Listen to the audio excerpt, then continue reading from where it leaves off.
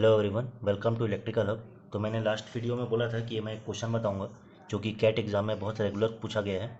ये क्वेश्चन बहुत इंपॉर्टेंट है। Railway exam, competitive exam, SSC, railway, banking सब में क्वेश्चन पूछता है। कैट में स्पेशली ये आया है क्वेश्चन, तो इसको हम सॉल्व करते हैं। पहले हम क्वेश्चन को पढ़ते हैं। ये परसेंटेज का क्वेश्चन है।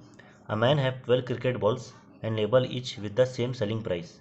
He sells 8 balls initially at 20% discount on the labeled price. Then he sells 4 balls at additional 25% discount on discounted price. Man gets total of 2,112 rupees and 10% profit. What if no discount? His percentage of profit would have been. यानी कि एक बंदा था, उसके पास 12 cricket ball थे जिसका सबका price same था। ठीक है, उसने बेचा 8 बॉल को 20% डिस्काउंट करके, यानी कि जो भी सेलिंग प्राइस थे या फिर जो भी मार्क प्राइस था उसमें उसने 8 बॉल को 20% डिस्काउंट करके बेच दिया। फिर बच्चे जो 4 बॉल थे उसको एडिशनल 25%, यानी कि 20% डिस्काउंट करके जो वैल्यू था उसमें फिर से 25% डिस्काउंट किया, उसके बाद उसको बेच दिया बाकी 4 बॉल को। तो उस आदमी को प्रॉफिट हुआ 2,112 रुपये का। प्रॉफिट नहीं, ये इतना कमाया, टोटल इसना 2,112 रुपये कमाया, और जिसमें 10% इसका प्रॉफिट है।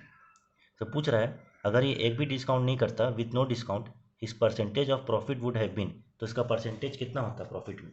अगर 10% है इतना डिस्काउंट करने के बाद, तो ये अगर ये बिल्कुल डिस्काउंट नहीं करता तो कितना होता। तो देखिए इस तरह के क्वेश्चन में क्या है, हमें डायरेक्ट परसेंटेज पूछा है तो हम परसेंटेज के फॉर्म में ही इसे सॉल्व करेंगे।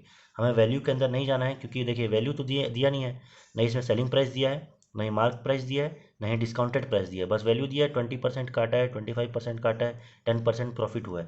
तो जब वैल्यू नहीं दिया तो हम लोग इसे भी अनसीन करते हैं, हमें हमें इसे नहीं देखना है। अब हम अपने एज्यूम से चलेंगे। मान लीजिए एक बॉल का कीमत सेलिंग प्राइस 100 रुपये था। ठीक है, तो तो उस हिसाब से 12 बॉल का कितना होगा सेलिंग प्राइस, 1200। मतलब कि ये अगर डिस्काउंट नहीं करता कुछ भी तो ये 1200 में बॉल बेचता। ठीक है, सारे के सारे बॉल अगर बेचता तो मान के चल रहे हैं एक बॉल की कीमत 100 रुपये है, तो उसी हिसाब से 12 बॉल की कीमत कितनी हो जाएगी, 1200 रुपीज़। ठीक है, अब बोला है कि उसने पहले 8 बॉल 20% डिस्काउंट में बेचा, यानी कि अगर 100 रुपये का एक बॉल है तो 20% डिस्काउंट करेंगे तो कितना हो जाएगा, 80 रुपीज़ हो जाएगा। 80 रुपीज़ में उसने 8 बॉल बेचा तो ये कितने हो गए, 640 रुपीज़। ठीक है, अब बोल रहे हैं कि then he sells remaining 4 balls at additional 25% discount on discounted price, यानी कि जो 80 रुपये का बॉल था उसमें फिर उसने 25% डिस्काउंट किया। तो हमें परसेंटेज आना चाहिए कि 80% का 25 कितना होता है, ये हो जाता है 1/4, 20 रुपीज़। ठीक है, 20 रुपीज़ 80 में से काटेंगे तो कितना हुआ, 60 रुपीज़ हुआ। 60 रुपीज़ का फिर उसने 4 बॉल बेचा और ये हो गया 240 रुपीज़। तो इसने टोटल 12 बॉल बेचे और कितने में बेचे, 640 प्लस 240 यानी कि 880 रुपीज़ में इसने बेचा। और जब इसने 880 रुपीज़ का बेचा, हम इसे अनसीन करना है 2,112 रुपये को।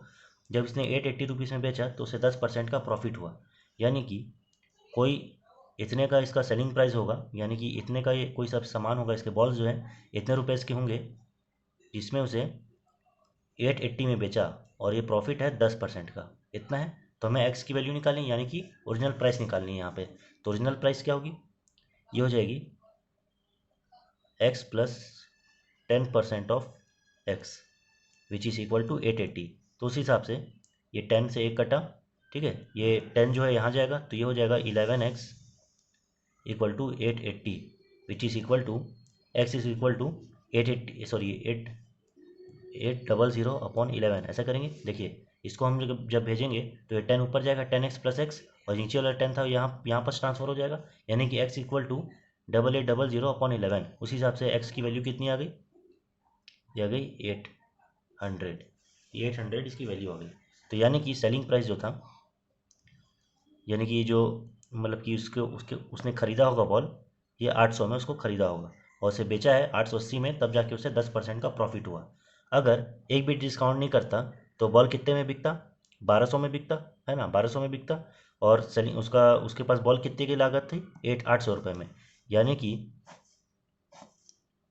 800 में ले करके 1200 में बेचा, तो कितने ज़्यादा में बेचा, 400 में बेचा। ठीक है, तो 400 में कितना प्रॉफिट हुआ होगा उसका, 400 इंटू 800, 400/800 इंटू 100 करेंगे, ये कटा, ये हो गया 50।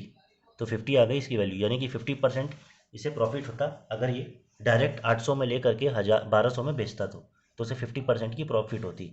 ऑप्शन में 50% दिया हुआ है ये, तो हम 50% को टिक मार देंगे।